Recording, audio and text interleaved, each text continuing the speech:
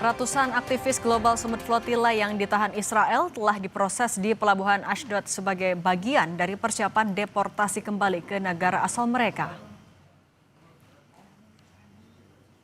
Rekaman yang dirilis oleh polisi Israel pada hari Kamis menampilkan aktivis yang menjalani proses pemeriksaan usai mereka ditangkap dan dipindahkan dari kapal. Aktivis mengatakan ada sekitar 500 orang yang berada di atas kapal dan ditahan Israel. Otoritas Israel menyatakan konvoi kapal Global Summit Flotilla melanggar blokade yang sudah ditetapkan. Israel menegaskan akan menghentikan misi yang dilakukan Global Summit Flotilla. Ratusan aktivis yang ditahan telah diproses untuk dideportasi kembali ke negara asal mereka.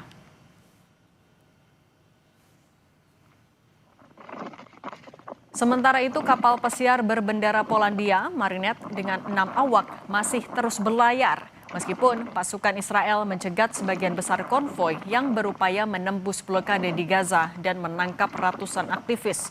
Rekaman langsung yang direkam pada Jumat pagi menunjukkan Marinet dilaporkan berlayar saat matahari terbit di perairan internasional Mediterania.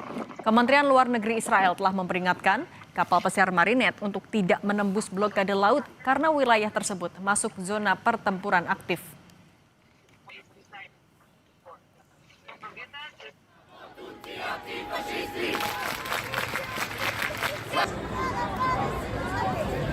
Penangkapan aktivis yang tergabung dalam aksi damai Global Summit Flotilla oleh Israel diprotes aktivis pro-Palestina di sejumlah negara.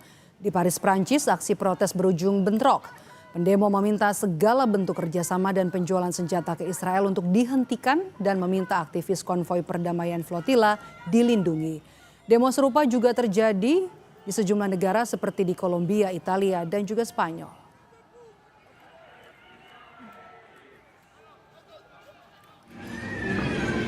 Di tengah kecaman dunia terhadap Israel, negara tersebut masih terus melancarkan serangannya ke Gaza. Serangan udara Israel dilaporkan menghantam sebuah bangunan di Gaza yang diduga menjadi sebuah sekolah.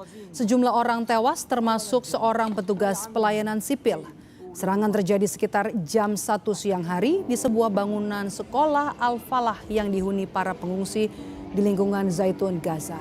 Menurut media Palestina, 6 orang tewas dan puluhan orang lainnya terluka. Seorang petugas pelayanan sipil tewas dan 3 rekannya terluka parah saat sedang bertugas membantu para pengungsi. Total korban tewas oleh serangan Israel diperkirakan telah mencapai lebih dari 66.000 jiwa.